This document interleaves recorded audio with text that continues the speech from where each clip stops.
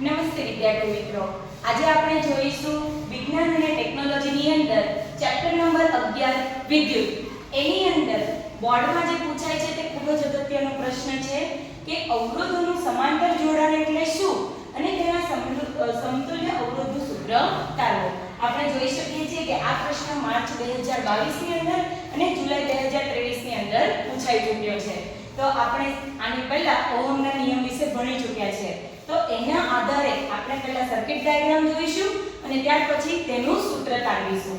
તો અહીં આપણે આકૃતિની અંદર જોઈ શકીએ છીએ કે એક વાહક તાર લીધો છે. એ તારની અંદર બે ભાગ છે, A અને બે બિંદુ છે.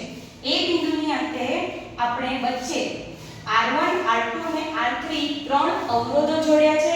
તેની શ્રેણીની અંદર આપણે એક બેટરી જોડી છે અને એક કડ જોડેલો છે. આ ત્રણે ત્રણ આપણે જોઈએ છે તો સમાંતર એટલે કે રેલવેના પાટાની જેમ આપણને દેખાઈ રહ્યા છે, એટલે આપણે એને કહીશું કે તે સમાંતર છે. તો હવે આપણે આગળ જોઈએ કે આકૃતિમાં દર્શાવ્યા મુજબ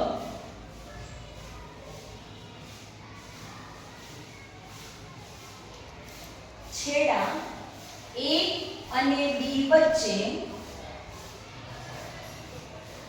R1, R2 અને R3 એમ ત્રણ અવરોધો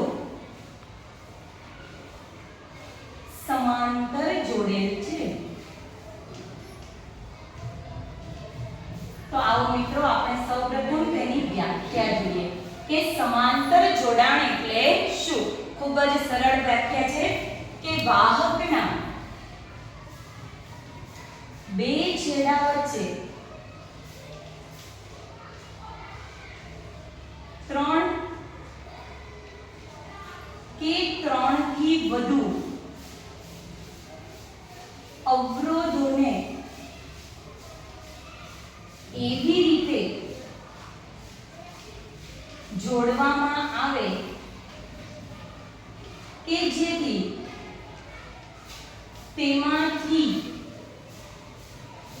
પસાર થતો વિદ્યુત પ્રવાહ I, જે આપણે અહીંયા જોઈ શકીએ છીએ કે તેમાંથી પસાર થતો વિદ્યુત પ્રવાહ I જુદો જુદો હોય તથા બે છેડા વચ્ચેનો વિદ્યુત સ્થિતિમાનનો તફાવત એટલે કે V સમાન હોય તો તેવા જોડાણને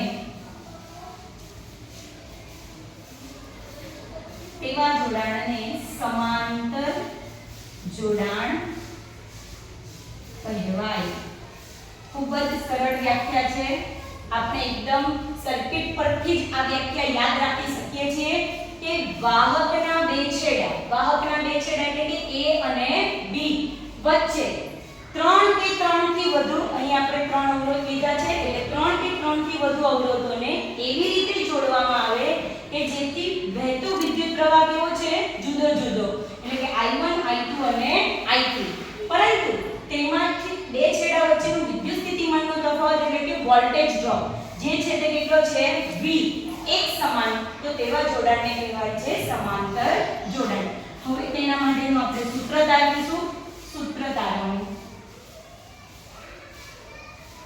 બોર્ડની અંદર તમે જેટલા ભાગમાં લખો તેટલું તમને સરસ માર્ક મળે.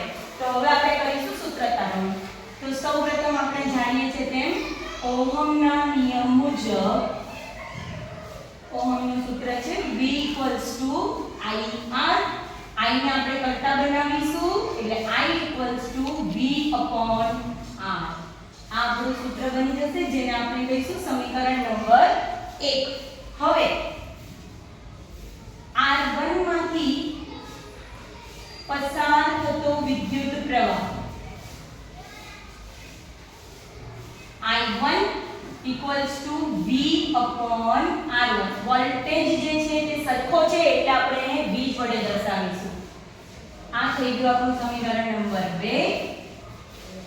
R2 માંથી પસાર થતો વિદ્યુત પ્રવાહ જેને આપણે કહીશું I2 equals to V upon R2 સમીકરણ નંબર 3 R3 માંથી પસાર થતો વિદ્યુત પ્રવાહ I3 equals to V upon R3 સમીકરણ નંબર 4 અને સમતુલ્ય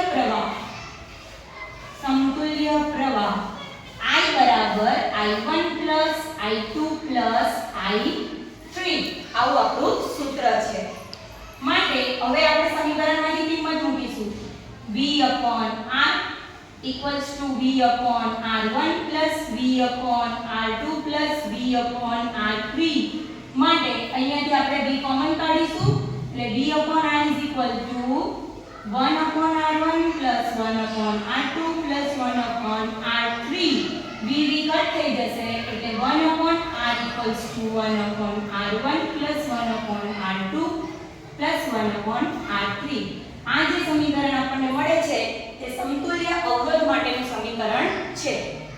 નમસ્તે.